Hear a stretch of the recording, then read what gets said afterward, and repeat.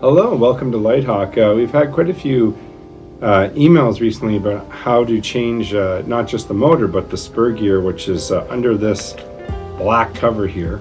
There is a spur gear, and sometimes they get damaged, especially if you're jumping and landing on throttle. It's a very inexpensive part, pretty darn easy to change. So we've got this one that's got wheels and tires off and things like that because we want to kind of break down what we have to do first. So number one, as I kind of always start these repair videos off with, if you've got an old towel or something, old yoga mat that's worn out, you can put that on. It really helps the screws and the little bits from flying off and getting under the floor and being gone forever.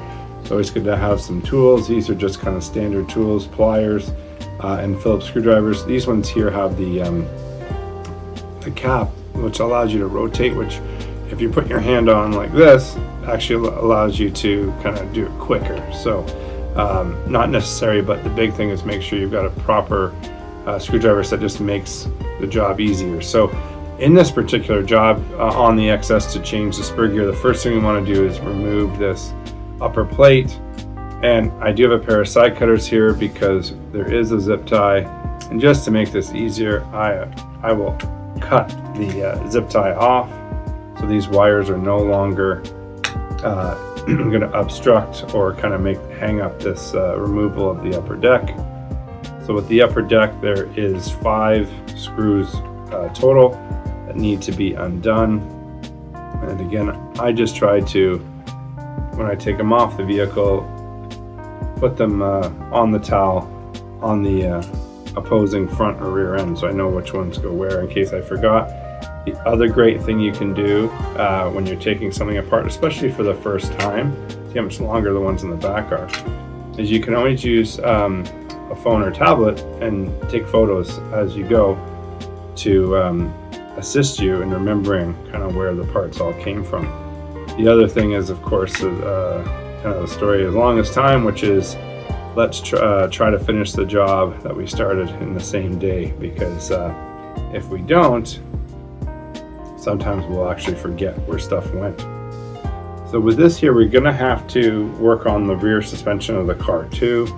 I point out here, there's a couple screws in the back we're gonna wanna get off just because they kind of go into that upper piece.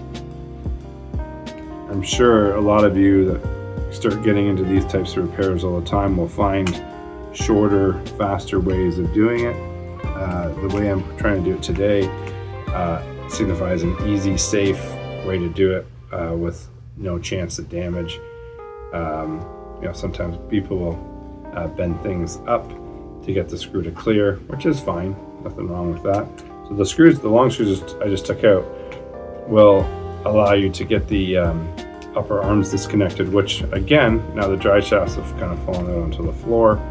And then just behind the back bumper here, there's 2 screws which are really important that we get out because they help hold this gear case cover, the top of the gear case, as well as this is going to help you if you were going to, for example, change the rear differential, which also can suffer failure from aggravation, especially when you are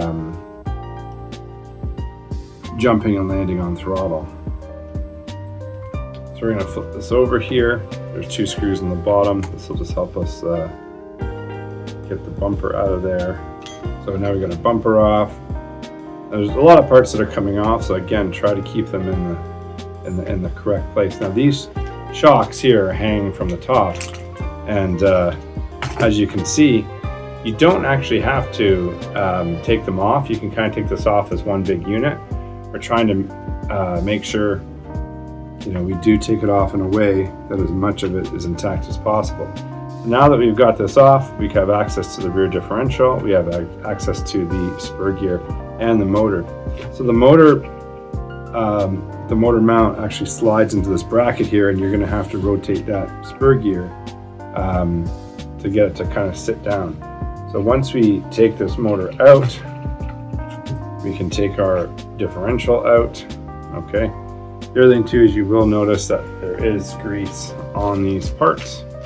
All right, so we ended up kind kind of moving the camera in the position so you can see. So there's this pinion gear here, which is in the back of the shaft, and you just need a flat screwdriver, and you can use that, hold the shaft again in your hand, and you can use that to kind of leverage it up against this bearing. As you can see, we kind of used the slot screwdriver to get this pinion gear out. It kind of it sits inside the sleeve of the spur, and then we've got a pair of pliers to just again help walk this out.